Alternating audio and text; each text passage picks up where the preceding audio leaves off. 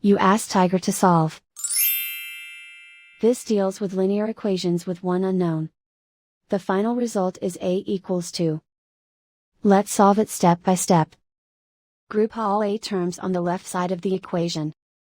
Subtract 3a from both sides. Group like terms. Simplify the arithmetic.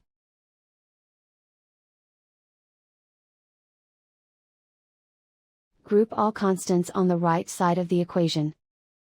Add 10 to both sides. Simplify the arithmetic.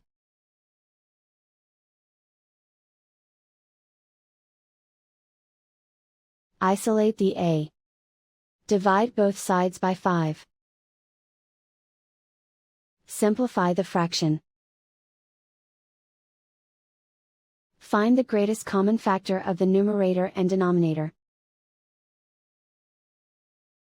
Factor out and cancel the greatest common factor. And so the final result is a equals 2.